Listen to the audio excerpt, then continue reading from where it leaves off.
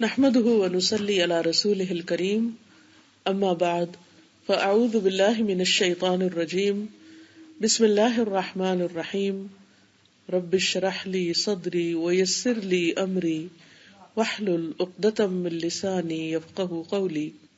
ہر انسان اپنے لیے چاہتا ہے کہ اسے اس زندگی میں پروٹیکشن ملے، وہ ہر طرح کی تکلیفوں، بیماریوں، پریشانیوں، مشکلات، غم، خوف سے محفوظ رہے. لیکن ہم دیکھتے ہیں کہ اس خواہش کے باوجود دنیا میں انسان کو مختلف طرح کی مشکلات کا سامنا کرنا پڑتا ہے. اس کی ایک وجہ تو یہ ہے کہ انسان کو اس دنیا میں امتحان کے لیے بھیجا گیا ہے، اور جب تک انسان کسی امتحان سے نہیں گزرتا تو یہ نہیں پتا چلتا کہ وہ کس درجے کا انسان ہے، اور آخرت میں اس کی زندگی ختم ہونے کے بعد اس کا مقام اور درجہ اور مرتبہ کیا ہونا چاہیے، کہاں ہونا چاہیے. یہ اسی وقت ڈٹرمن ہوگا جب یہ پتا چلے گا کہ وہ مختلف سچویشنز میں کرتا کیا ہے، دکھ، تکلیف، پریشانی کے موقع پر اس کا رویہ کیا ہے، اس کی زبان سے کیا نکلتا ہے، وہ سوچتا کیا ہے، وہ کس طرح بہیو کرتا ہے. اگر انسان دکھ اور تکلیف کے موقع پر وہ رویہ اختیار کرے جو اللہ تعالیٰ کو پسند ہے تو گویا انسان کامیاب ہو گیا. لیکن اگر انسان ایسا طریقہ اختیار کرتا ہے جو اللہ تعالیٰ کو ناراض کر دیتا ہے تو یہیں سے اس کی ناکامی کا آغاز ہو جاتا ہے.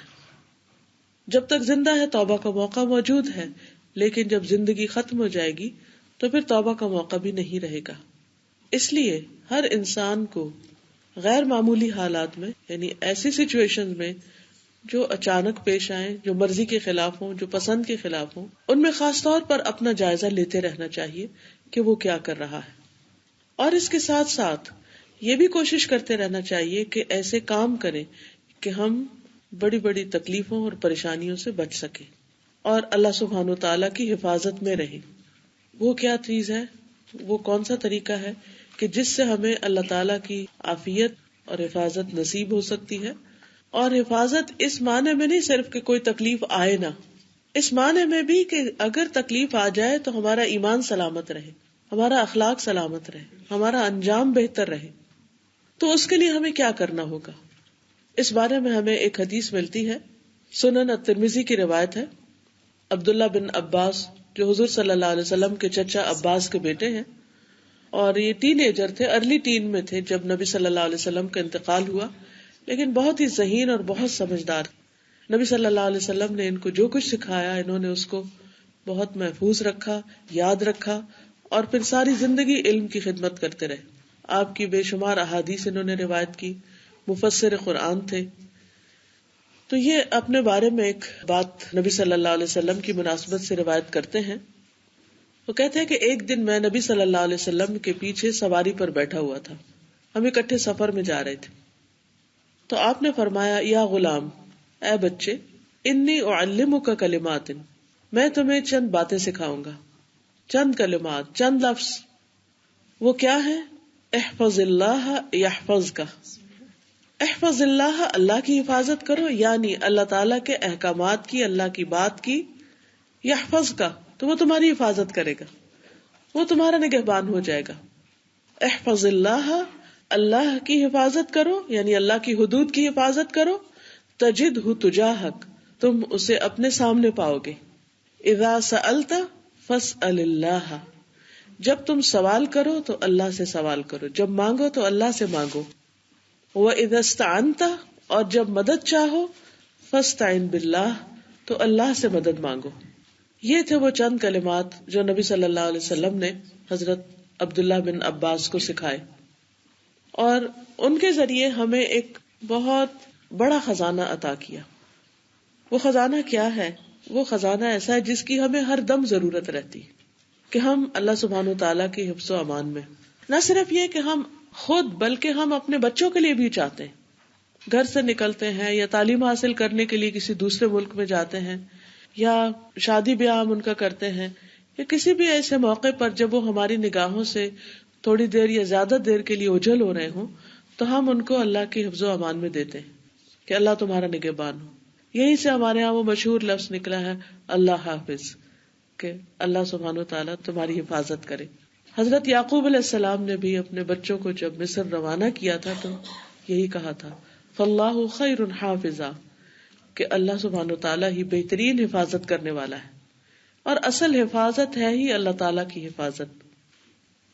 تو دوبارہ دہرائی دیتی ہوں کہ نبی صلی اللہ علیہ وسلم نے ان کو کیا فرمایا، اے لڑکے میں تمہیں چند کلمات کی تعلیم دیتا ہوں، اور وہ یہ ہیں کہ اللہ کی حدود کی حفاظت کرو، اللہ تعالیٰ تمہاری حفاظت کرے گا۔ حدود اللہ کی پاسداری کرو تو اس کو ہر مشکل میں اپنے سامنے پاؤ گے۔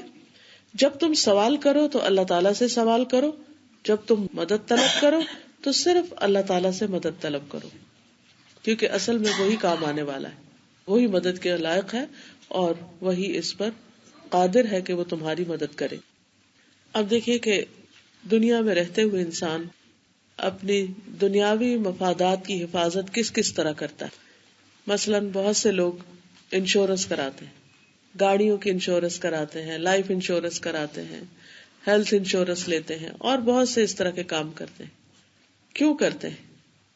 تاکہ وہ خوف سے آزاد ہو جائیں، اگر ان کو کوئی نقصان پہنچے تو وہ اس سے محفوظ ہو جائیں، اور ان کو مشکل وقت میں کسی تکلیف کا یا ایسی پریشانی کا سامنا نہ کرنا پڑے کہ جس میں وہ بے یار و مددگار رہ جائے، کیونکہ یہ انسان کی ایک کمزوری ہے۔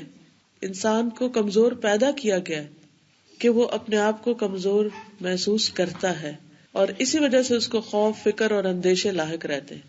اللہ تعالیٰ فرماتے خلق الانسان ضعیفا، انسان کمزور پیدا کیا گیا ہے، وہ ہے کمزور۔ بعض اوقات ہمیں کوئی ایک نعمت ملتی ہے، جسمانی قوت ملتی ہے یا مال ملتا ہے، تو ہم اپنے آپ کو مضبوط محسوس کرنے لگتے ہیں، یا کسی کے پاس کوئی اتھارٹی ہوتی ہے، کوئی حکومت اس کو مل جاتی ہے، تو وہ سمجھتا ہے کہ اس کی کرسی بہت محفوظ ہے یا بہت مضبوط ہے، یا اس کے جان پہچان کے لوگ یا اس کا خاندان اس کے پشت پر ہے، تو ان چیزوں سے وہ اپنی حفاظت محسوس کرتا ہے۔ لیکن حقیقت میں اگر دیکھا جائے تو اللہ سبحانہ و تعالیٰ کے علاوہ جتنے بھی سہارے ہیں وہ سب کمزور ہیں، سارے ہی کمزور ہیں۔ ایٹ ٹائمز انسان سب کچھ ہوتے ہوئے بھی بالکل تنہا رہ جاتا ہے، کوئی بھی اس کے کام نہیں آ سکتا۔ بیماری میں ڈاکٹرز کام نہیں آ پاتے، اسی طرح اچانک کسی مصیبت یا حادثے کے موقع پر بہت سی اور چیزیں انسان جن سے توقع رکھتا ہے کہ مدد کریں گے، مدد نہیں کرتے۔ اسی لیے انسان کبھی خوف اور غم سے نجات پا نہیں سکتا، اور ہر وقت اس کو ایک دھڑکا لگا رہتا ہے کہ پتہ نہیں کیا ہو جائے گا۔ کچھ لوگوں کو ویسے ہی ایک بیماری سی ہوتی ہے کہ وہ ہر وقت ایک خوف کا شکار رہتے ہیں کہ پتہ نہیں یہ چھت نہ گر پڑے، پتہ نہیں زلزلہ نہ آ جائے، پتہ نہیں کوئی حادثہ نہ ہو جائے، گھر سے نہیں نکل پاتے، گاڑی پر نہیں بیٹھ پاتے، کچھ لوگ لفٹ میں نہیں چڑھتے، وہ کہتے ہیں کہ کلاسٹروفوبک ہوتے ہیں، ان کو بند جگہوں سے گھبراہٹ ہوتی ہے، کچھ لوگ بلندی پر نہیں جا سکتے، کچھ لوگ اور کسی پریشانی کا شکار ہوتے ہیں، کوئی چھپکلی سے، چوہے سے، مینڈک سے، کاکروچ سے، چھوٹی چھوٹی چیزوں سے بے پناہ ڈرتے ہیں۔ یہ طبعی ڈر ہے، اس میں کوئی حرج نہیں ہے، ویری نیچرل۔ لیکن پھر بھی انسان کو اس زندگی کو انجوائے کرنے کے لیے اور ایک پروڈکٹیو لائف گزارنے کے لیے ان چیزوں کا چھوٹا موٹا خوف تو ٹھیک ہے، مگر اس درجے کا نہیں ہونا چاہیے کہ وہ انسان کے کام کے یا انسان کی پروڈکٹیو ہونے کے راستے میں رکاوٹ بن جائے۔ ایسا نہیں ہونا چاہیے کچھ بھی، کہ انسان انہی چیزوں کا شکار ہو کر کچھ کرنے کے قابل نہ رہے۔ مثلاً بزنس کرنا چاہتا ہے لیکن اتنے خوف کا شکار ہے کہ میرا تو پیسہ ہی ڈوب جائے گا، اس لیے وہ کوئی قدم نہیں اٹھاتا۔ سفر کرنا ہے اس کو، لیکن اتنے خوف کا شکار ہے کہ نہیں، میں اگر جہاز پہ بیٹھ گیا تو جہاز گر ہی جائے گا، اس لیے سفر کرنا چھوڑ دے۔ یا اور مختلف توہمات کا جب شکار ہو تو انسان قدم نہ اٹھا سکے، آگے نہ بڑھ سکے۔ تو ان چیزوں سے نکلنے کے لیے مضبوط قوت ارادی چاہیے، اور وہ کب آئے گی؟ جب انسان کو یہ یقین ہوگا کہ میرا رب میرے ساتھ ہے، اللہ پر توکل ہوگا، بھروسہ ہوگا، یقین ہوگا، اعتماد ہوگا کہ میرے ساتھ وہ ذات ہے کہ جس کو تھامنے کے بعد پھر انسان کی زندگی میں کوئی کمی نہیں رہتی۔ وہ ایسے سہارے کو تھامتا ہے کہ جو کبھی بھی ختم نہیں ہوگا۔ وَمَن يَكْفُرْ بِالطَّاغُوتِ وَيُؤْمِن بِاللَّهِ فَقَدِ اسْتَمْسَكَ بِالْعُرْوَةِ الْوُثْقَىٰ لَا انفصام لَهَا۔ وہ ایسے کڑے کو تھام لیتا ہے کہ جس کو ٹوٹنا ہے ہی نہیں، باقی سارے سہارے کچے۔ اور اللہ سبحانہ وتعالیٰ قرآن مجید میں ہمیں بتاتے بھی ہیں کہ اللہ سبحانہ وتعالیٰ کے علاوہ لوگ جس کسی اور کو پکارتے ہیں ان کی مثال ایسی ہے کہ جیسے عنکبوت، کہ وہ ایسا گھر بناتی ہے جو سب سے کمزور گھر ہے. تو اللہ تعالیٰ کے علاوہ جن جن چیزوں کا ہم سہارا لیتے ہیں وہ سارے ہی سہارے کمزور اور کچے ہیں. یہی وجہ ہے کہ جب ہم کمزور سہاروں پر اعتماد کرتے ہیں تو ہم پریشانیوں سے اور اس قسم کے خوف سے نکل ہی نہیں سکتے. تو اس کے لیے کیا ضروری ہے کہ انسان اللہ تعالیٰ کا سہارا لے. لیکن آخر کیا مشکل ہے کہ ہم اللہ سے مانگتے ہوئے ڈرتے ہیں، جھجکتے ہیں، یقین نہیں ہوتا کہ ہماری دعا قبول ہوگی. ہم مشکل میں جب سارے ٹول آزما چکتے ہیں اور سب کام کرنا چھوڑ دیتے ہیں تو پھر اللہ سے مدد مانگتے ہیں. حالانکہ اللہ سبحانہ و تعالیٰ سے مدد تو سب سے پہلے مانگی جانی چاہیے، آغاز وہاں سے ہونا چاہیے. لیکن کیا وجہ ہے، وہ کیا دل کا چور ہے کہ جو ہمیں اللہ تعالیٰ پر پوری طرح یقین اور توکل کرنے نہیں دیتا؟ تو اس کی بنیادی وجہ اپنے ہی گناہ ہے، اپنے ہی قصور ہے، ایمان کی کمزوری ہے، اللہ سبحانہ تعالیٰ کی معرفت کا نہ ہونا ہے، اس کی پہچان نہیں ہے، اور گناہوں کا ایسا بوجھ ہے، ایسا وزر ہے دل پر کہ جس کی وجہ سے انسان اللہ تعالیٰ کی طرف قدم اٹھانا بھی چاہتا ہے تو اٹھا نہیں پاتا. اور پھر سب سے بڑھ کر یہ کہ شیطان اس کو آگے نہیں جانے دیتا، وہ اس کے دل میں وسوسے ڈالتا ہے، وہ خوف پیدا کرتا ہے اور بار بار اس کے دل میں یہ بات ڈالتا ہے تمہاری دعا نہیں قبول ہونی، مانگ لو ویسے ہونا کچھ نہیں. تو جب اس کے اندر کا یقین ہی نہیں ہوتا، وہ پہلے سے ہی ایک بد اعتمادی کا شکار ہے، اس کے اپنے اندر ہی کنوکشن نہیں، تو پھر اس کی دعا کہاں سے سنی جائے گی، کیسے قبولیت کا درجہ پائے گی؟ تو بہت ضروری ہے کہ ہم اپنے اس خوف کو نکالیں. اور اس خوف کو نکالنے کے لیے کیا ضروری ہے کہ انسان نمبر 1 احفظ اللہ، اللہ کی حدود کی حفاظت کرے. حد الوسع، جن جن چیزوں کا اللہ سبحانہ و تعالیٰ نے ہمیں حکم دیا ہے، جو ہمارے لیے باؤنڈریز رکھی ہیں کہ بس یہاں تک تم جا سکتے، اس سے آگے نہیں جا سکتے، بس ان باؤنڈریز پر رک جائیں، ان کو کراس نہیں کریں، اللہ تعالیٰ کو ناراض نہیں کریں. لیکن ہم سب انسان کمزور ہیں، بعض اوقات ہمیں باؤنڈری نظر ہی نہیں آتی. عام طور پر گرنے کی وجہ کیا ہوتی، ہمیں آگے کی وہ پتہ ہی نہیں چلتا کہ سٹیپ اوپر ہے یا سٹیپ نیچے، تو ہم اچانک پاؤں رکھتے ہیں ایسی جگہ پر کہ جہاں نہیں رکھنا چاہیے، تو ٹھوکر لگ جاتی ہے اور گر پڑتے ہیں. بہت سے لوگ جو فریکچر کر لیتے ہیں اس کی کیا وجہ ہوتی ہے، وہ جان کے پھسلے ہوتے ہیں یا جان بوجھ کے انہوں نے کہیں ٹھوکر ماری ہوتی؟ نہیں، وہ ہو جاتا ہے، بائی چانس ہو جاتا ہے. اسی طرح ہم سب سے دن رات غلطیاں ہو جاتی، ہمیں پتا ہوتا ہے یہ ہماری لمٹ ہے، لیکن ہم اس سے آگے نکل جاتے، چاہے ہماری بولنے کی بات ہو، گفتگو میں بھی ہم، اسی طرح باقی چیزوں میں بھی. تو ہم انسان ہیں، ہم کمزور ہیں، ہم سے غلطیاں ہوں گی، پرشور ہوں گی. تو اس بات کو مان لینا کہ میں خطا کا پتلا ہوں، یہ اللہ تعالیٰ کو پسند ہے. یعنی پہلے تو ہم حفاظت کریں، احتیاط برتیں، نیت رکھیں، ارادہ رکھیں کہ ہم اللہ تعالیٰ کی اطاعت اور مرضی کے مطابق زندگی بسر کریں گے. لیکن اگر اس کے باوجود نہ ہو سکے، جو کہ نہیں ہو سکے گا، تو پھر دن رات اپنی غلطیوں کا اعتراف کر کے توبہ کرتے رہیں.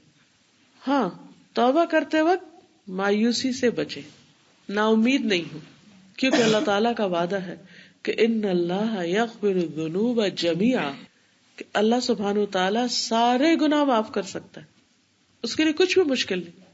اور جب کبھی شیطان یہ وسوسہ ڈالے کہ تمہاری معافی نہیں ہوگی، تو فوراً وہ واقعہ یاد کیا کرے جس میں 99 قتل کرنے والے کو معاف کر دیا گیا تھا. تو انسان یہی کہے کہ یا رب، تو وہی رب ہے جس نے اس کو معاف کیا تھا، تو مجھے بھی معاف کر دے. میرے قصور بہت زیادہ ہے، میری غلطیاں بہت ہیں، اور میں اس کو مانتا ہوں، میں اعتراف کرتا ہوں، میں کمزور انسان ہوں، میں چاہنے کے باوجود بھی تیری اطاعت کا حق ادا نہیں کرتا، کر نہیں سکتا، اور چاہنے کے باوجود بھی غلطی سے بچ نہیں سکتا. تو ہمیشہ امید سے رہیں، ہوپ فل رہیں کہ میں ایسے رب کو جانتا ہوں جو بخشنے والا ہے، جو مہربان ہے. تو اس لیے احفظ اللہ یحفظ کا، تم اللہ کی حدود کی حفاظت کرو، تم ان حدود کو پہچانو، جانو کہ میری لمٹس کیا ہے، ایک بندہ ہونے کی حیثیت سے مجھے کیا کرنا چاہیے، کیا نہیں کرنا چاہیے، پھر ان کی پابندی کرنے کی کوشش کرو. اور اگر پھسل جاؤ تو فوراً اٹھ کھڑے ہو، فوراً ہی توبہ کی طرف آ جاؤ، فوراً ہی رجوع کر لو. تو فائدہ کیا ہوگا یحفظ کا، وہ تیری حفاظت کرتا رہے گا، تیرے دین کی، ایمان کی، زندگی کی، صحت کی، مال و دولت کی، بچوں کی، ہر اس چیز کی جس کے ضائع ہونے کا تمہیں خوف ہے، وہ حفاظت کرے گا. اور جو اللہ کی حفاظت میں ہو اس کو کوئی نقصان نہیں دے سکتا. اور پھر آپ دیکھیے کہ قرآن مجید میں اللہ تعالیٰ کا وعدہ ہے، هذا ما توعدون لكل اواب حفیظ من خشی الرحمن بالغیب وجاء بقلب منیب. یہ ہے جس کا تم سے وعدہ کیا جاتا تھا ہر اس شخص کے لیے جو بہت رجوع کرنے والا، خوب حفاظت کرنے والا ہو، جو رحمان سے بن دیکھے ڈرتا ہو اور رجوع کرنے والا دل لے کر آیا ہو. تو آخرت میں اچھے گھر کی گارنٹی اور ضمانت کس کے لیے ہے؟ جس کے اندر یہ صفات ہیں. کون سی؟ اواب اور حفیظ ہونے کی. اواب کیا ہے؟ بار بار پلٹنا، گر گئے اٹھ کھڑے ہوں، پھسل گئے سنبھل جائے، غلطی ہو گئی پھر لوٹ آئے، معافی مانگ لے. تو اواب وہ ہوتا ہے جو بہت کثرت کے ساتھ بہت زیادہ اللہ تعالی کی طرف رجوع کرنے والا، بہت زیادہ پلٹنے والا. اور حفیظ وہ جو خوب حفاظت کرنے والا. اور اس حفاظت میں سبھی چیزوں کی حفاظت آتی ہے، اپنے دین ایمان کی حفاظت، اپنے وعدوں کی حفاظت، اپنی شرمگاہوں کی حفاظت، اپنی زبان کی حفاظت. کتنی چیزوں کی حفاظت کا ہمیں حکم دیا گیا، ان تمام چیزوں کی حفاظت کرنے والا. تو جو ان چیزوں کی حفاظت کرے گا اللہ سبحانہ وتعالیٰ اس کے مفادات کی حفاظت کرے گا. پھر ایسے شخص کے لیے کوئی خوف اور غم کا مقام نہیں ہوگا. مثلاً جن چیزوں کی حفاظت کا حکم دیا گیا ان میں سے ایک نماز ہے. سورۃ المعارج 35 میں اللہ تعالیٰ فرماتے ہیں والذین هم بشہاداتهم قائمون والذین هم علی صلاتهم یحافظون. اور وہ جو اپنی گواہیوں پر قائم رہنے والے ہیں اور وہ جو اپنی نماز کی حفاظت کرتے ہیں. تو اگر ہم چاہتے ہیں کہ ہمارے مفادات کی حفاظت ہو تو ہمیں نماز کی حفاظت کرنا ہے. آپ میں سے کوئی بتائے گا کہ نماز کی حفاظت کا کیا مطلب ہے؟ صحیح وقت کے ساتھ ادا کرنا، اور خشوع و خضوع کے ساتھ، اور آرام سے پڑھنا. اور کوئی؟ کیونکہ اللہ تعالیٰ نے گارنٹی دی ہے نا کہ جو اس کی حفاظت کرے گا اللہ تعالیٰ اس کی حفاظت کرے گا. یعنی اگر ہم نماز کی حفاظت کریں گے اللہ تعالیٰ ہماری حفاظت کرے گا، ہمیں کوئی نقصان نہیں ہوگا. ٹھیک ہے.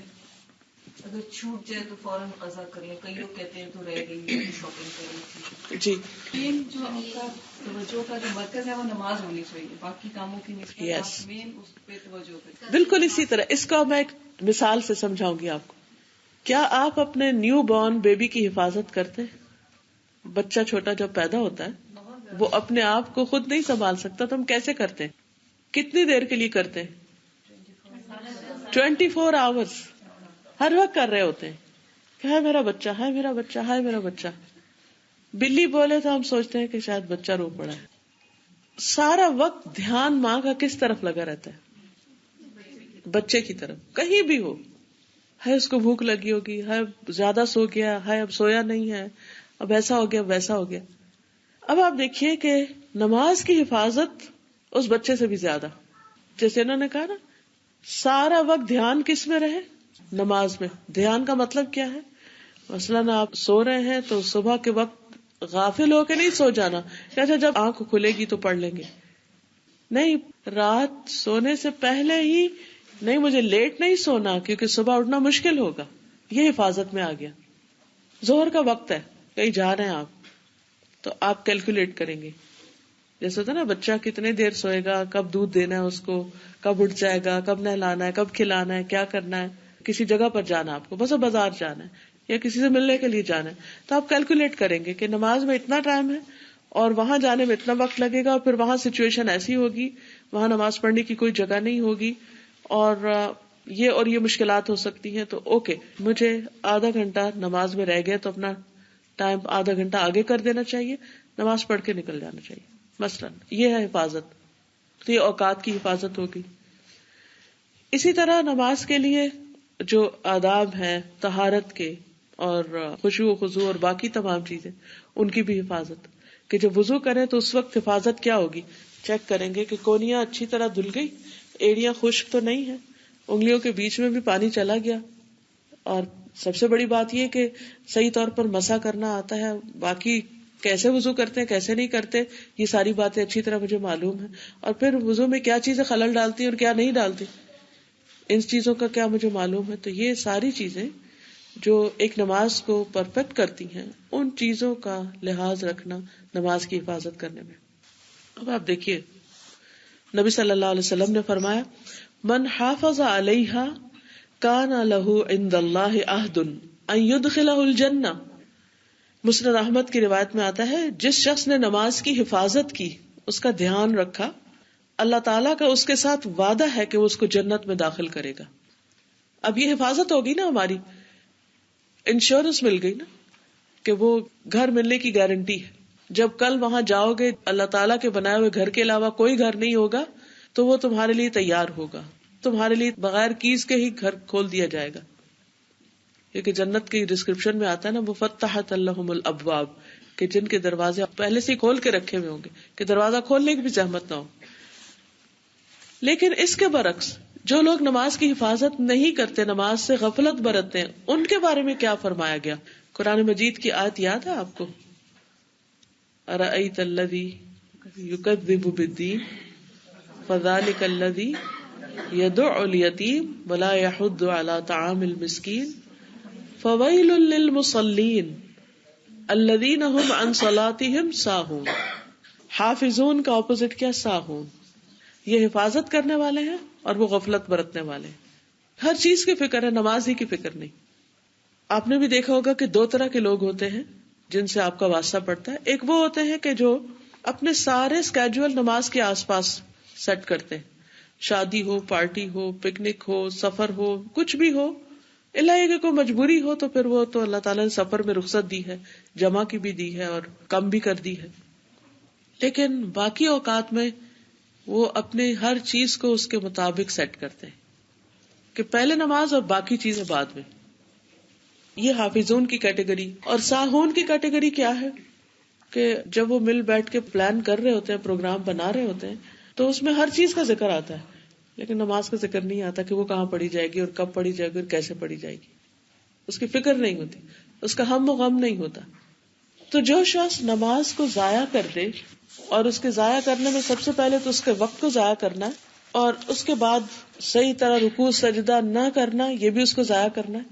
کیونکہ آپ پڑھ رہے ہیں لیکن آپ ٹھیک سے نہیں پڑھ رہے تو وہ کام کی نہیں ہے، تو اس کا بھی فائدہ نہیں ہوگا.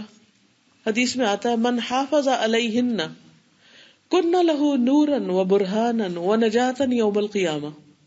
جس شخص نے نمازوں کی حفاظت کی وہ اس کے لیے قیامت کے دن نور، دلیل یعنی اس کے ایماندار ہونے کی دلیل، حجت، اور اس کی نجات کا ذریعہ بن جائیں گے. یعنی اس کے ایمان کی پہچان ہوگی کہ ہاں یہ مومن تھا، تو obviously اس کی حفاظت ہو جائے گی. اس کے لیے نور ہوگی، یعنی منافقین کے لیے اندھیرا ہوگا لیکن اس کے لیے نور ہوگا، روشنی ہوگی. اس کے لیے ایک حجت ہوگی، اس کے پاس ایک لائسنس ہوگا اور اس کے لیے کسی قسم کی کوئی رکاوٹ نہیں ہوگی. لیکن اگر وہ نہیں حفاظت کرتا تو قیامت کے دن نماز تو کہیں غائب ہوگی، نہ نور ہے، نہ دلیل ہے، نہ نجات ہے. وہ چیز پاس ہی نہیں جس سے حفاظت ہو. یعنی سیفٹی کے لیے، سیف گارڈ کے لیے جو چیزیں اس کو چاہیے تھی وہ تو ہے ہی نہیں اس کے پاس. اب کوئی بھی آگے بڑھ کے اس کی مدد نہیں کر سکتا. اسی طرح وضو جو نماز کے لیے کی حیثیت رکھتا ہے، اس کے بارے میں بھی آتا ہے. نبی صلی اللہ علیہ وسلم نے فرمایا لا يحافظ على الوضوء الا مؤمن. وضو کی حفاظت تو صرف مومن ہی کرتا ہے. وضو کی حفاظت میں کیا چیز آتی ہے؟ آپ میں سے کوئی بتائے گا؟ وضو کی حفاظت تمام ارکان پوری طرح سے جو فرائض ہیں جو سنتیں ہیں. ٹھیک ہے، ایک تو وضو صحیح طور پہ کرنا کہ کوئی چیز خشک نہ رہے، بغیر بسم اللہ کے نہ ہو. بہت سے لوگ یہ غلطی کرتے ہیں کہ بسم اللہ ہی نہیں پڑھتے، حالانکہ حدیث میں آتا ہے کہ بسم اللہ کے بغیر وضو نہیں ہوتا. اور جی اس بات کا دھیان رکھنا کہ وضو ہے کہ نہیں. وضو کی حفاظت میں کیا ہے کہ انسان کے دھیان میں یہ بات رہے کہ میں باوضو ہوں یا نہیں ہوں. یعنی لاپرواہی نہ برتے کہ اچھا وضو ہے یا نہیں کا ہوگا ہی نہ، چلو پڑھ لیتے ہیں نماز، تو ایسا نہ کرے. تو وضو کی حفاظت یعنی اس کو یاد رکھنا. تو عبادات میں خاص طور پر نماز کی حفاظت، وضو کی حفاظت کا حکم دیا گیا. پھر اسی طرح زندگی میں کچھ اور چیزوں کی حفاظت کا حکم بھی دیا گیا. مثلا قرآن مجید میں آتا ہے وَاحْفَظُوا أَيْمَانَكُمْ اپنی قسموں کی حفاظت کرو. قسم کی حفاظت. تو اس کے بارے میں کوئی بتائے گا کہ قسم کی حفاظت کیسے ہوتی؟ کیونکہ بات یہ ہو رہی ہے نا کہ جو اللہ کے حدود کی حفاظت کرے گا، جن چیزوں کی حفاظت کا اللہ نے حکم دیا ہے، اگر کوئی شخص ان کی حفاظت کرے گا تو اللہ سبحانہ و تعالیٰ اس شخص کی حفاظت کرے گا. دنیا میں بھی اس کو مشکلات سے بچائے گا اور آخرت میں بھی. قسم کی حفاظت. چھوٹا سا بھی کچھ ہے کہ ہاں میں یہ کروں گی، تو یہ نہیں کہ پکا اس کا ارادہ ہو، کرنا ہے پھر اس کو. جی، یعنی ایسا نہیں کہ قسم کھائی اور بھلا دی. اگر قسم کھا کے کسی سے وعدہ کیا ہے تو پھر اس کو نبھانا بھی ہے. مثلا بعض لوگ قسم کھا لیتے کہ تم مجھے بتاؤ یہ بات، میں کسی کو نہیں بتاتی، قسم کھاتی ہوں نہیں بتاتی، اور اس کے بعد بھول گئے قسم کو کہ کھائی تھی کہ نہیں کھائی تھی. قسم کھانی کم چاہیے نا. جی بالکل. تو اول تو کھانی ہی نہیں چاہیے، لیکن بعض اوقات اگر مجبوری میں کہیں کھانی پڑی گئی تو پھر اس کو تو لکھ کر ہی رکھا جائے، کہ ریکارڈ رکھا جائے کہ یہ بات تو کہیں کرنی ہی نہیں، اور بات بات پر قسم کھانی ہی نہیں چاہیے. پھر اسی طرح یہ ہے کہ یہ تو باہمی انسانی معاملات کے بارے میں جو حفاظت ہے، جیسے اوفو بالعقود، اپنے عہد پورے کرو، وعدے پورے کرو، قسموں کی حفاظت کرو. اسی طرح انسانی اعضاء کی حفاظت، یعنی اپنے جسم کے اعضاء کی حفاظت، اس میں بھی کئی چیزیں آتی. مثال کے طور پر سر کی حفاظت، پیٹ کی حفاظت. اس کے بارے میں حدیث میں آتا ہے، نبی صلی اللہ علیہ وسلم نے فرمایا کہ اللہ تعالیٰ سے اس طرح حیا کرو جیسے حیا کرنے کا حق ہے. صحیح معنوں میں حیا کرو، یعنی اللہ سے بھی شرماؤ. اللہ تعالیٰ سے ہماری کوئی چیز چھپی ہوئی نہیں ہے. تو لوگوں نے کہا کہ ہم تو اللہ سے بہت شرماتے ہیں، ہمیں تو حیا ہے. آپ نے فرمایا نہیں، اللہ تعالیٰ سے حیا کرنے کا حق یہ ہے کہ تم سر اور اس میں شامل چیزوں کی حفاظت کرو، اور پیٹ اور اس کے آس پاس کی چیزوں کی حفاظت کرو. سر میں کیا شامل ہے؟ سر کے اندر کیا ہے؟ دماغ. اور دماغ میں کیا ہوتے ہیں؟ سوچیں اور خیالات. ہماری سوچیں اور خیالات کسی انسان کو نہیں پتا ہوتے، یا صرف ہمیں پتا ہوتے ہیں اور ہمارے رب کو پتا ہوتے ہیں. تو انسان خیالات کی حفاظت کرے، خصوصاً دوسروں کے بارے میں بدگمانی کرنا، دوسروں کے لیے برا سوچنا. شیطان بار بار وسوسے ڈالتا ہے، لیکن انسان کا کام یہ کہ ان کو جھٹکے اور اپنا معاملہ اپنے رب کے ساتھ رکھے کہ میرا رب جانتا ہے. اسی طرح نیت، کسی کو نہیں پتا کہ ہم آج یہاں کیوں بیٹھے، کس نیت سے آئے، ہمارے رب کو پتا ہے. تو جو سر میں اس کی حفاظت کہ شیطان اچک نہ لے. اچھا، حفاظت کس چیز سے ہوتے ہے؟ مثلا آپ دیکھا ہوگا کہ اگر آپ باہر کوئی چیز رکھ دیں تو پرندے اچک کے لے جاتے ہیں، بلی کھا جائے گی، کوئی اور چیز نقصان دے جائے گی. تو آپ ایسی چیزیں جو باہر رکھنے سے نقصان ان کو ہو سکتا ہے، اور ان کو یا تو ڈھانکتے ہیں یا کسی چیز کے نیچے رکھتے ہیں. تو اب آپ امیجن کریں جیسے ایک بچہ ہے، اس کے ہاتھ میں روٹی کا ٹکڑا ہے، اتنے میں ایک چیل آ رہی ہے اور وہ اچک کے لے جانا چاہتی ہے، تو ماں کیا کرے گی؟ بچے کو اٹھا لے گی. یا مرغی کے بچے آپ نے دیکھے ہوں گے کہ وہ چکس کو کس طرح اپنے ساتھ ساتھ رکھتی، جو ہی دیکھتی خطرہ تو اپنے پروں کے نیچے کر لیتی. یہ ہوتا ہے حفاظت کر. اب آپ دیکھیے کہ ہم بڑی اچھی نیت کے ساتھ نماز شروع کرتے ہیں اور شیطان کو چیل سمجھے، وہ چیل آ رہی ہے اور وہ آ کے کیا کر رہی چیل کہ خیالات کو ادھر ادھر کر دے گی، اور اتنے میں کوئی شخص کمرے میں داخل ہوگا تو ایک دم دھیان ادھر کر دے گی. تو یہ کیا ہوا؟ وہ حفاظت نہیں ہوئی نا، نیت بدل گئی، نیت خراب ہو گئی، نیت میں کچھ اور آ گیا. تو سر میں جو کچھ ہے اس کی حفاظت، یعنی اپنی سوچوں کی، اپنی خیالات کی حفاظت. اور خیالات ہر طرح کے ہوتے ہیں، انسانوں کے بارے میں بھی، اللہ سبحانہ وتعالیٰ کے بارے میں بھی، اور انسان کے کچھ ماضی کے جو کچھ حالات واقعات گزر چکے ہوتے ہیں ان کے بارے میں، کچھ آنے والی چیزوں کے بارے میں. انسان کا دماغ ہر وقت چلتا رہتا ہے. پھر پیٹ اور جو کچھ اس میں ہے اس کی حفاظت. اب پیٹ میں سینہ بھی آ جاتے، نہیں سارا حصہ اس کے آس پاس کا، اس میں دل ہے ہمارا. تو اس کے اندر جو خواہشات ہیں، تمنائیں ہیں، آرزویں ہیں، ان چیزوں کی بھی حفاظت کہ انسان حرام چیزوں کی خواہش نہ کرے. اور اگر کسی حرام چیز کا خیال بار بار آ رہا ہے تو اس کو کنڈم کرے، اسے ختم کرنے کی کوشش کرے، نہ کہ اس کو انجوائے کرے. قرآن مجید میں اللہ تعالیٰ فرماتے ہیں وَاعْلَمُوا أَنَّ اللَّهَ يَعْلَمُ مَا فِي أَنفُسِكُمْ فَاحْذَرُوا، جان لو کہ بے شک اللہ تعالیٰ جانتا ہے جو تمہارے دلوں میں ہے، پس اس سے ڈرو. اللہ سے ڈرو، وہ دلوں کے خیالات تک کو جانتا ہے. سورۃ قاف میں بھی اللہ تعالیٰ فرماتے ہیں وَنَعْلَمُ مَا تُوَسْوِسُ بِهِ نَفْسُهُ، ہم جانتے ہیں جو اس کا نفس اس کے اندر دل میں وسوسے ڈالتا ہے. تو وسوسہ آتا ہے اور آئے گا. بعض لوگوں کو تو زیادہ ہی وسوسے پریشان کرتے ہیں، بیماری بھی بن جاتے ہیں. تو ایسی صورت میں ایاک نستعین کتاب میں ہم نے کچھ دعائیں جمع کی ہیں کہ وسوسوں سے نجات کے لیے اگر ریگولر پڑھیں گے تو انشاءاللہ اللہ تعالیٰ اپنی حفاظت میں رکھے گا، کیونکہ اللہ تعالیٰ ہی ہے جو ایسی چیزوں سے جو ہمارے بس میں نہیں ان سے ہمیں بچائے اور محفوظ رکھے، لیکن وہ اسی صورت میں جب ہم بھی ایفرٹ لگائیں. پھر اسی طرح اگر دل کی حفاظت کرنی ہے تو ہمیں اپنے کان اور آنکھ کی حفاظت کرنی ہوگی. کانوں سے ایسی باتیں نہ سنیں کہ جس سے ہمارا دل کسی انسان کے بارے میں بدظن ہو، بدگمان ہو، جب تک خود براہ راست معاملہ نہ کر لیں. آنکھوں سے ایسی چیزیں نہ دیکھیں جو بے حیائی کی ہوں، فحش ہوں، تاکہ اس سے پھر انسان کے خیالات نہ بھٹکیں. اسی طرح کہیں پر بھی ہو باہر گھر سے، جیسے مرد ہو یا خواتین ہو، اپنی نگاہوں کی حفاظت، اپنے اعمال کی خود حفاظت، کہ انسان کس سے بات کر رہا ہے، کیا بات کر رہا ہے، کہاں بات کر رہا ہے. کیونکہ ایک حدیث بہت ہی سکیری ہے کہ قیامت کے دن کچھ لوگ تہامہ کے پہاڑوں برابر نیکیاں لے کر آئیں گے. بہت زیادہ قرآن پڑھنے والے اور بہت بظاہر نیک لوگ، لمبے لمبے قیام کرنے والے اور روزے رکھنے والے، جن کو لوگ بہت ہی نیک، متقی، پرہیزگار شمار کرتے ہوں. یہ حدیث کا مفہوم بتا رہی. لیکن ان کی وہ ساری نیکیاں قیامت کے دن صاف ہو جائیں گی، کچھ بھی ان کے ہاتھ میں نہیں ہوگا، کیونکہ وہ چھپ کے لوگوں سے الگ ہو کے تنہائی میں ایسے کام کرتے تھے جن کو اللہ نے حرام قرار دیا تھا.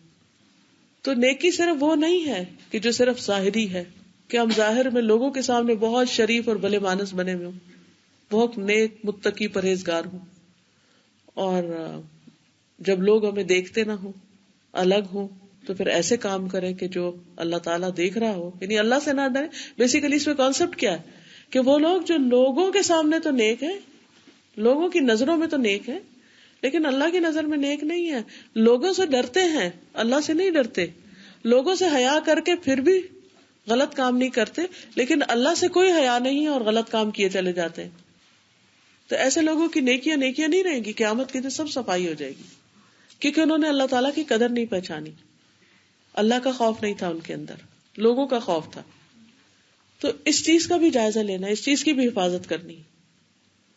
تو کان اور آنکھ، یعنی کان سے انسان ایسی باتیں نہ سنے کہ جس سے اس کے ایمان میں، حیا میں، اس کے مقدس رشتوں میں خلل آئے.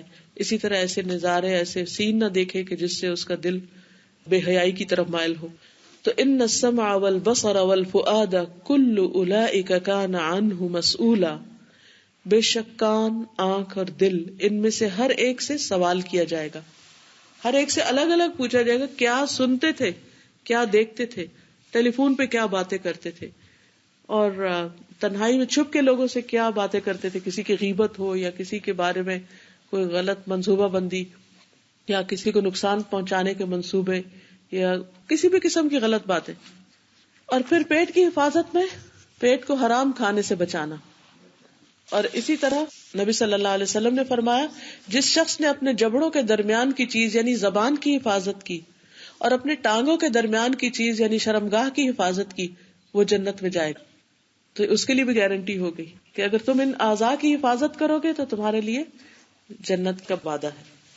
پھر اسی طرح اللہ تعالیٰ نے واضح طور پر مومن مردوں سے کہا، وَقُلْ لِلْمُؤْمِنِينَ يَغُضُّوا مِنْ أَبْصَارِهِمْ وَيَحْفَظُوا فُرُوجَهُمْ، آپ مومن مردوں سے کہہ دیجئے کہ اپنی نگاہوں کی حفاظت کریں اور اپنی شرمگاہوں کی حفاظت کریں.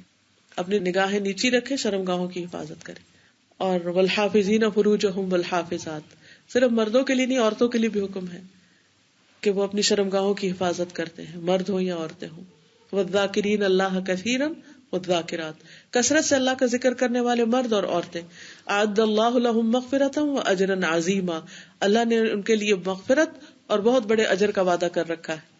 پھر اسی طرح قد افلح المؤمنون، یقیناً کامیاب ہو گئے وہ مومن جو اپنی نماز میں خشوع اختیار کرنے والے ہیں، عاجزی اختیار کرنے والے ہیں، وہ جو اللہ کاموں سے منہ موڑنے والے ہیں، وہ جو زکوٰۃ ادا کرنے والے ہیں، وہ جو اپنی شرمگاہوں کی حفاظت کرنے والے ہیں، مگر اپنی بیویوں یا ان عورتوں پر جن کے مالک ان کے دائیں ہاتھ ہیں، بے شک وہ ملامت کیے ہوئے نہیں ہے. تو اس سے پتہ یہ چلتا ہے کہ جو شخص اپنے جسمانی اعضاء کی حفاظت کرے گا اللہ تعالیٰ اس کی عزت و عصمت کی حفاظت کرے گا، اس کے ایمان کی حفاظت فرمائے گا اور اس کے آخری انجام کی حفاظت فرمائے گا. پھر اسی طرح اس حدیث کا ایک اور معنی یہ ہے کہ اللہ تعالیٰ نے جن چیزوں کو پورا کرنے کا حکم دیا ہے ان کو پورا کیا جائے.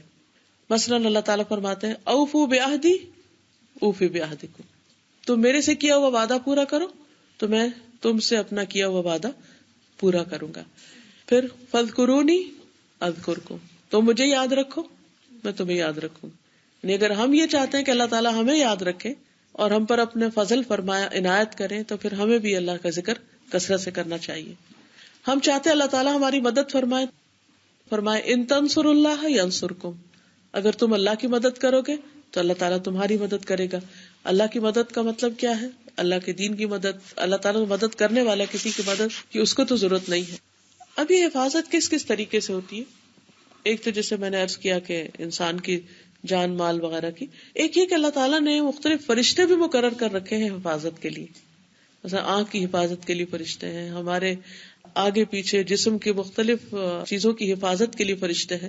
قرآن مجید میں آتا لہو معقبات من بین یدیہ ومن خلفہ یحفظونہ من امر اللہ، اس کے آگے اور اس کے پیچھے، انسان کے آگے اور پیچھے یکے بعد دیگرے کئی پہرہ دار ہیں جو اللہ کے حکم سے اس کی حفاظت کرتے ہیں. یعنی اللہ تعالیٰ نے ہمیں ایسے ہی نہیں چھوڑ رکھا. رات کو جب ہم سو رہے ہوتے ہیں تو ہم تو بالکل بے خبر ہوتے ہیں، ہمیں تو نہیں پتا ہوتا کیا ہو رہا ہے آس پاس. کمرے میں بازو کا چھپکلی بھی ہوتی ہے، کہیں کاکروچ بھی ہوتا ہے، کہیں کچھ اور چیزیں بھی ہوتی ہیں، بازو کا مچھر آ جاتے ہیں، ہمیں تو نہیں پتا ہوتا یہ کون سا مچھر ہے، ڈینگی والا یا کوئی اور ہے. تو ان سب چیزوں سے کون بچاتا ہے ہمیں؟ اللہ تعالیٰ ہی محفوظ رکھتے ہیں. حضرت علی کہتے ہیں بلا شبہ ہر آدمی کے ساتھ 2 فرشتے ہوتے ہیں جو ہر اس چیز یعنی آفت وغیرہ سے اس کی حفاظت کرتے ہیں جو اس کے مقدر میں نہیں ہوتی، اور جب تقدیر آڑے آتی ہے تو اس بندے اور تقدیر کو آمنے سامنے چھوڑ کر خود الگ ہو جاتے ہیں، ورنہ وہ ہر وقت اس کے ساتھ حفاظت کے لیے رہتے ہیں. مجاہد کہتے ہیں کہ ہر شخص کے ساتھ ایک فرشتہ ہوتا ہے جو اس کی نیند اور بیداری کی ہر 2 حالتوں میں جنوں، انسانوں، کیڑے مکوڑوں سے اس کی حفاظت کرتا ہے. بس جو چیز بھی اس کے قریب آتی ہے وہ فرشتہ اس کو مخاطب کر کے کہتا ہے دور ہو جاؤ، یعنی فرشتہ اس سے ہٹاتا رہتا ہے سوائے اس چیز کے جس پر اللہ کا حکم ہوتا ہے تو وہ اس کو لاحق ہو جاتی. یعنی اللہ تعالیٰ جس جگہ انسان کو ٹیسٹ میں ڈالنا چاہے بس وہاں اس کو ٹیسٹ کر لیتا ہے، باقی جگہوں پر نہیں. ابن عمر سے مروی ہے نبی صلی اللہ علیہ وسلم صبح اور شام ان کلمات کو پڑھنا نہیں چھوڑتے تھے. اللہم انی اسألک العفو والعافیۃ فی دینی و دنیای و اہلی و مالی، اللہم استر عوراتی و آمن روعاتی، اللہم احفظنی من بین یدی ومن خلفی وعن یمینی وعن شمالی ومن فوقی واعوذ بعظمتک ان اغتال من تحتی. اے اللہ میں تجھ سے دنیا اور آخرت میں عافیت کا سوال کرتا ہوں. یا اللہ میں تجھ سے اپنے دین، دنیا، گھر والوں اور مال میں معافی اور درگزر کا سوال کرتا ہوں کہ ان پر کوئی عذاب نازل نہ ہو. اے اللہ میرے عیب ڈھانپ دے، یعنی میری غلطیوں کو چھپا دے. مجھے خوف سے محفوظ رکھ اور میرے سامنے اور پیچھے، دائیں اور بائیں اور میرے اوپر سے میری حفاظت فرما. اور میں تیری عظمت کے ساتھ پناہ مانگتا ہوں اس بات سے کہ میں نیچے سے ہلاک کیا جاؤں. ظاہر زمین ایک آگ کا گولا ہے جس پر ہم بیٹھے ہوئے، کسی وقت بھی پھٹ جائے تو سب کے سب اندر چلے جائیں. یہ اللہ کی رحمت ہے جو انسان کو ہر وقت محفوظ رکھتی ہے ان ساری آفتوں سے. پھر اسی طرح یہ بھی یاد رہے کہ جو انسان بچپن اور جوانی میں اپنے اعضاء کو اللہ کی نافرمانی سے بچاتا ہے تو بڑھاپے میں اللہ سبحانہ وتعالیٰ اس کے ان اعضاء کو سلامت رکھتے ہیں. ایک واقعہ بیان کیا جاتا ہے کہ ایک عالم دین تھے جن کی عمر تقریباً 100 سال ہو گئی، لیکن وہ ابھی تک ہوش و حواس میں تھے، یعنی ان کو حافظہ، ان کی باقی چیزیں جو تھی وہ محفوظ تھی. تو انہوں نے ایک چھلانگ سی لگائی تو لوگوں نے کہا کہ آپ اس عمر میں بھی چھلانگ لگا سکتے ہیں. تو انہوں نے کہا ہاں، جب ہم جوان تھے تو ہم نے اپنے جسم کو اللہ کی نافرمانی سے بچایا تو اللہ سبحانہ و تعالیٰ نے اس کے بدلے میں ہمیں آج بھی اس جسم سے کام لینے کی صلاحیت بخشی. پھر اسی طرح آپ دیکھیے کہ انسان کے مال جان کی حفاظت اس کے مرنے کے بعد بھی ہوتی ہے اگر وہ دنیا میں نیکی کے کام کرتا ہے. سورۃ کہف آپ سب پڑھتے ہوں گے. اس میں ان 2 یتیم بچوں کا واقعہ آتا ہے کہ جن کی دیوار کو خضر علیہ السلام نے بنایا تھا. حالانکہ اس بستی کے لوگوں نے موسیٰ اور خضر علیہ السلام کو کھانا کھلانے سے انکار کر دیا تھا. تو موسیٰ علیہ السلام بہت حیران ہوئے اور کہا کہ ان لوگوں نے تو کھانا بھی نہیں کھلایا ہمیں اور آپ ان کی گری ہوئی دیوار بنا رہے. تو اس وقت انہوں نے کیا کہا؟ کان ابوہما صالحا، کہ ان کا باپ نیک آدمی تھا. فاراد ربک ان یبلغا اشدہما ویستخرجا کنزہما، تو تمہارے رب نے کیا چاہا کہ یہ دونوں بچے بلوغت کی عمر کو پہنچے اور خود اپنا خزانہ نکالنے کے قابل ہوں، اور اس دیوار کے نیچے ان کا خزانہ دفن تھا. تو کہاں موسیٰ علیہ السلام نے ایسا جواب دیا جو اللہ تعالیٰ کو پسند نہیں آیا، کہاں انہوں نے مزید سیکھنے کی خواہش ظاہر کی، کہاں خضر علیہ السلام آئے، کہاں وہ دونوں کشتی پر بیٹھ کر گئے، ان کی تلاش میں کتنا سفر کیا، پھر وہ ان کے ساتھ کشتی پر روانہ ہوئے، پھر مختلف جگہ پر مختلف جو واقعات پیش آئے. پوری اگر آپ اس ٹائم لائن کو دیکھیں تو کہاں جا کر وہ دیوار جا کے بنا رہے ہیں، قصہ کہاں سے شروع ہوا اور دیوار کہاں جا کے بن رہی ہے، کون حفاظت کر رہا ہے اس دیوار کی اور اس خزانے کی. جس کا وہ خزانہ تھا اور جن کے لیے وہ چھوڑ کے چلا گیا دنیا میں، وہ تو خود فوت ہو چکا، وہ تو کچھ بھی نہیں کر سکتا. حفاظت کون کر رہا ہے؟ اگر ہم چاہتے ہیں ہمارے بچوں کی حفاظت ہو جب ہم زندہ ہیں، جب ہم فوت ہو جائیں، ان کے ایمان کی حفاظت ہو، ان کے مال کی حفاظت ہو، ان کی جان کی، ان کی اولاد کی، کیونکہ انسان اپنے بعد سب سے زیادہ اپنے بال بچوں کی فکر کر رہا ہوتا ہے. قدرتی بات ہے، ہر ایک کے اندر یہ چیز ہے، اللہ نے رکھی، وہ بھی ان کو پروٹیکٹ کرنے کے لیے ہمارے اندر رکھ دی کہ ہم ان کے مفادات کی حفاظت کریں، اس کے لیے فکر مند ہوں. دنیا کے اسپتالوں میں کتنے ہی بچے بیمار ہوں گے، لیکن ہمیں کبھی خیال آیا کہ ہم ان کے لیے دعا کریں؟ اگر ایک دن ہمارے بچے کے سر میں درد ہو جائے تو ہمارا کیا حال ہوتا ہے؟ ہمارے ساتھ اپنے درد شروع ہو جاتی. تو یہ اللہ نے ہمارے اندر محبت رکھی ہے بچوں کی. تو انسان کیا چاہتا ہے کہ ان بچوں کے دین ایمان کی ہر چیز کی حفاظت رہے. اس کے لیے ایک تو ہم یہ کرتے ہیں کہ دنیا میں ہم مختلف طریقے اختیار کرتے رہتے ہیں کہ ان کو فائنینشلی پروٹیکٹ کریں، ان کو فزیکلی اسٹرانگ بنائیں، ان کو اپنے پاؤں پہ کھڑا کریں. ٹھیک ہے، یہ سب کچھ کرنا چاہیے اپنے طور پر جو انسان کر سکتا ہے، لیکن ہم کب تک ان کی حفاظت کریں گے، خصوصاً اگر بچے چھوٹے اور والدین فوت ہو جائیں. ہاں ایک طریقہ ہے اور وہ یہ کہ آپ اپنی زندگی میں اللہ کو راضی کریں. اللہ تعالیٰ نہ صرف یہ کہ آپ کے مستقبل کی حفاظت کرے گا بلکہ آپ کے بچوں کے بھی مستقبل کی. کہ اس میں ہول سول ریزن بس 2 لفظوں میں بتا دی گئی، کانا ابوہما صالحا، باپ بڑا نیک تھا. تو اللہ نے چاہا کہ بچے جو ہیں وہ سفر نہ کریں. تو اسے یہ بھی پتہ چلتا ہے کہ والدین کی نیکی اولاد کو کہیں نہ کہیں فائدہ دیتی. پھر اسی طرح نبی صلی اللہ علیہ وسلم کے غلام تھے سفینہ. ایک دفعہ وہ قافلے سے جدا ہو گئے اور آگے دیکھا تو شیر. اب شیر انسان کو دیکھ کے کیا کرتا ہے؟ کھا ہی جاتا ہے. لیکن ہوا یہ کہ شیر نے ان کو کچھ نہیں کیا اور ان کے آگے آگے چلنے لگا، گویا کہ میں آپ کو راستہ بتاتا ہوں. اور جب وہ قافلے کے قریب پہنچ گئے تو شیر نے اپنا راستہ بدل دیا گرج کے، اور سفینہ جو تھے وہ جا کے قافلے سے واپس مل گئے. کیا چیز تھی یہ؟ اللہ کی حدود کی حفاظت. تو اللہ تعالیٰ شیروں کے منہ سے بھی حفاظت کروا دیتا ہے. پھر اسی طرح یہ ہے کہ رات کو سوتے وقت کی جو دعائیں ہیں ان میں بھی بہت خوبصورت دعائیں ہیں 2-3.